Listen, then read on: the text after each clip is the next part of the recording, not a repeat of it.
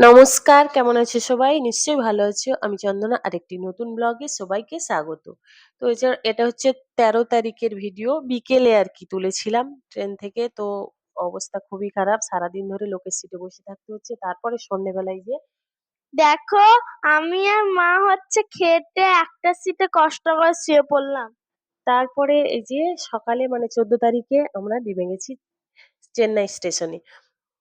তারপরে নেমে যাওয়ার পরে এখানে মানে একটা হোটেলে উঠেছি। তারপরে উঠে আর ভিডিও তো করা হয়নি। তারপর সঙ্গে, সঙ্গে আমরা হসপিটালে চলে গেছি। এই হসপিটাল থেকে বেরোলাম যে হসপিটালে তো ভিডিও করতে দেয় না। সারাদিনই হসপিটালে মানে হাফ দিনই কেটে গেছে। তো বাবু আর মিস্টার রায় একটু টিফিন করেছিল। ওদের থেকে একটু টিফিন করেছি। মানে চা নিয়েছি আর একটু করে টিফিন খেয়েছি। তেমন কিছু খাওয়া হয়নি। আগেরবারে যখন চেন্নাই এসেছিলাম বাইরের খাবার খেয়ে তো খুবই অসুস্থ হয়ে পড়েছিলাম আরকি। আর তখন থেকে প্রতিজ্ঞা করেছিলাম যে যতই খিদে হোক বাইরের খাবার আর খাবো না। নিজেই রান্না করব। প্রতিবারে আমরা যখনই আসি বাসন নিয়ে আসি নিজেই রান্না করি। আর যেদিন করে মানে সারাদিন হসপিটালে কেটে যায় সেদিন বাইরে মানে হোটেলের খাবারটা খাই। কিন্তু আগেরবারে এসে যে অসুস্থ হয়ে গেছি তার জন্য আর মানে খাবো না আরকি। ভয়েও খেতে ইচ্ছা হচ্ছে না। তো যাই হোক আমরা হসপিটাল থেকে এই যে বেরিয়ে অটো উঠে তারপরে আমাদের হোটেলে ফিরতে হয়। তো অটো করে এই দেখো হসপিটাল থেকে বেরিয়ে এলাম। এই হসপিটালেই আমরা গেছিলাম মিস্টার রায়কে দেখাতে। তারপরে চেন্নাইয়ের বাজারে গেছিলাম সবজি বাজারে। সবজি বাজারে প্রত্যেকবারে ভাবি যে বাজারটা ঘুরে দেখাবো। কোনো সময় মনে থাকে না ভিডিও করতে আর এনার্জিও হয় না। তো যাই হোক এই যে রুমে ফিরেছি খুবই ছোট্ট রুম।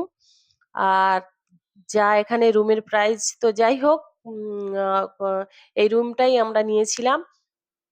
তো আমাদের ডাক্তার দেখানো হয়ে গেছে। আর তারপরে বাজারও করে নিয়ে এসেছি। আর এখানে রান্নাটা বসিয়ে দিয়েছি। আর এই যে তো এখানকার একটাই জিনিস খুব ভালো, চেন্নাই মানে যদি হসপিটালে ডাক্তার দেখাতে আসা হয়, তো এখানে বাসন, গ্যাস সব থাকে আরকি। না নিয়ে আসলেও চলে। কিন্তু আমরা প্রত্যেকবারে নিজেদের বাসন নিয়ে আসি।